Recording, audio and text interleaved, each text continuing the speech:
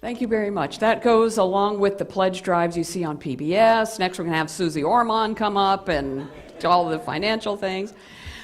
Well, I'm glad that Ed mentioned that he is going to be one of the tellers next month. I want to give a little plug for that. It will be right here on January 6, 2018.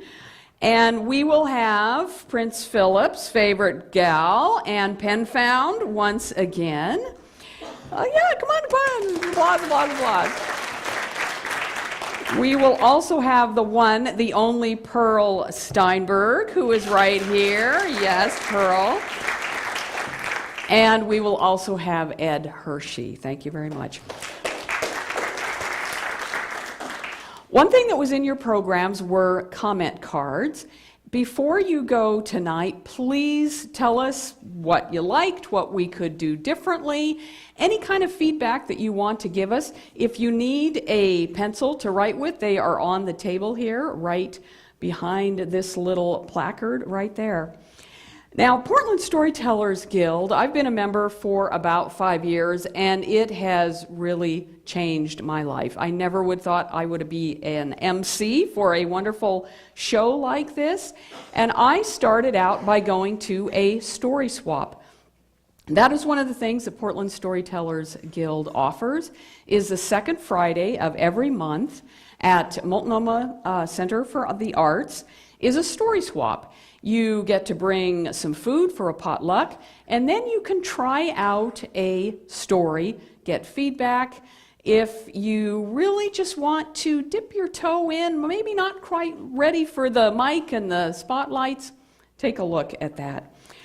We also have workshops, and I want to tell you about the next workshop that we're going to be having, which will be on Saturday, January 13th, 2018. 9:30 a.m. to 12:30 p.m. It's called Dropping the Fourth Wall, Storytelling and the Three Hearts of Wisdom. It will be facilitated by our next teller, who is Brian Rohr. Brian, where are you? There he is. I want to tell you a little bit about what you would learn in this workshop. Exploring the ancient role of the storyteller directly interacting with the listener. You'll understand a way of telling that's more like jazz than a monologue. Who doesn't want more jazz in their life? You'll understand the structure of a story versus just memorizing it. And you will begin to realize the wisdom of being in the moment with your audience to create a unique telling each time. Please go to Brian's workshop. It's going to be wonderful. I want to talk just a little bit about our wonderful musician tonight, Hamid. Where is Hamid? Hamid!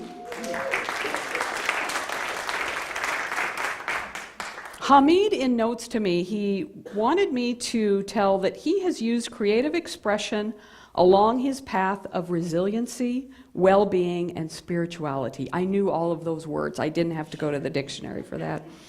He is a multi-instrumental musician, singer, recording engineer, and sound therapist. And this bullet point I love. If you don't remember anything else from this evening, I want you to remember this. Hamid Bennett is the official photographer for the city of Milwaukee, Oregon. Yes! I love that. Well, our final teller tonight is Brian Rohr. He is a professional storyteller. He has performed at major conferences, festivals, high schools, universities, synagogues, libraries.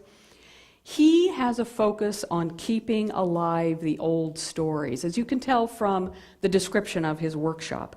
Myths, folk tales, fairy tales.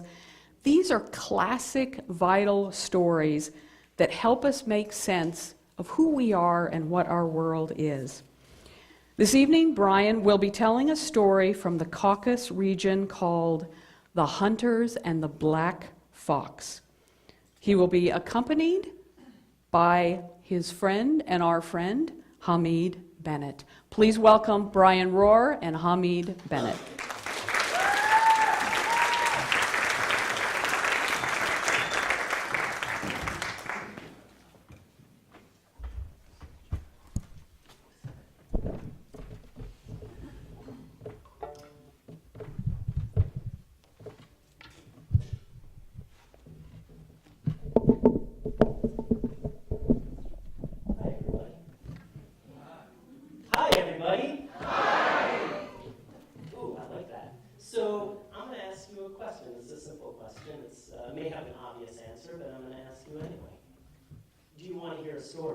That was halfway. Enthusiastic. You know, but like in the days of old, people had to convince the storytellers that they actually wanted to hear a story. So Hamid and I, we're gonna try this again. Let's try it. Do you want to hear a story? Yeah! Ah, that is an invitation.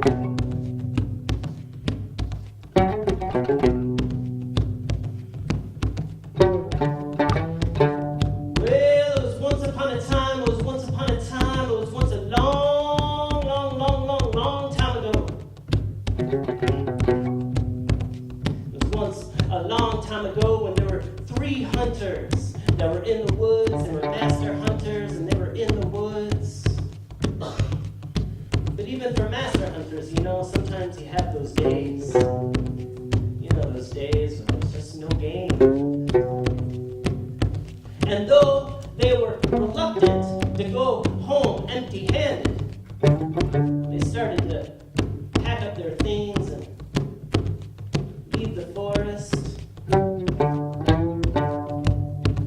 But just before they got to the edge of the forest, just before they were to leave those woods, something flashed out of the corner of their eyes, and quicker than anything that you could imagine, 3 arrows flew to the sky and struck a beautiful black fox. And the first hunter said, "It was my arrow that hit that fox and brought that fox down." Well, the second hunter said, "You are mistaken, for in fact, it was my arrow that took that fox down." And the third one said, "Oh, you both can think that, but the truth is, you will find it is my arrow that pierced the breast of that fox." Well, the 3 of them walked the distance that their arrows flew, and they saw the truth. 3 arrows sticking out of the breast of that fox. What were they to do? What were they to do?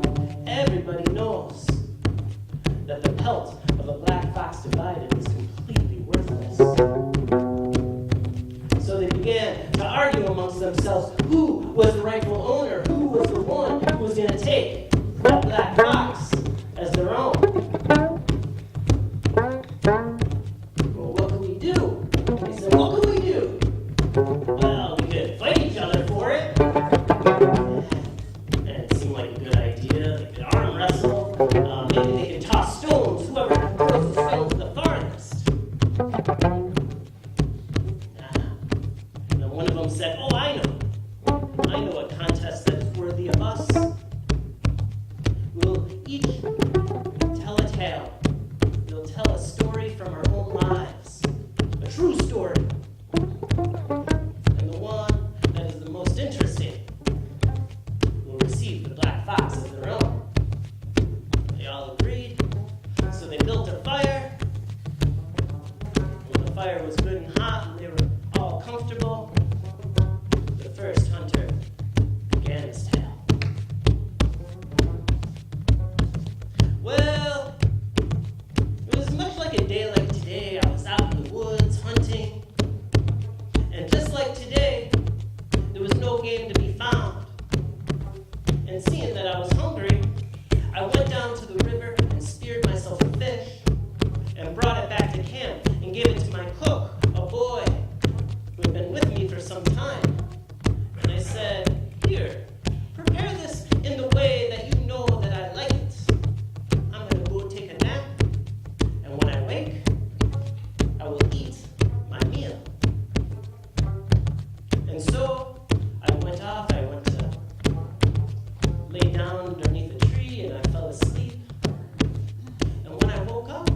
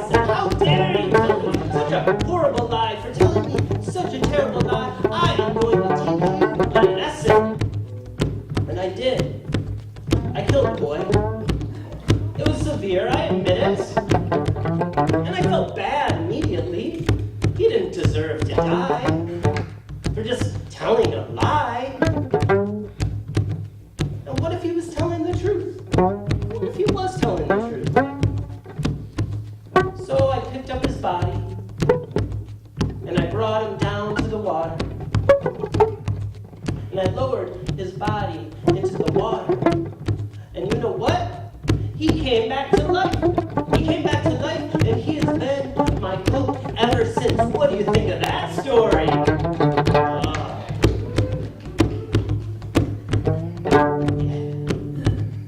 Well, the other two hunters just sort of looked at him. Maybe my story might be a little better. So the second hunter began telling his tale.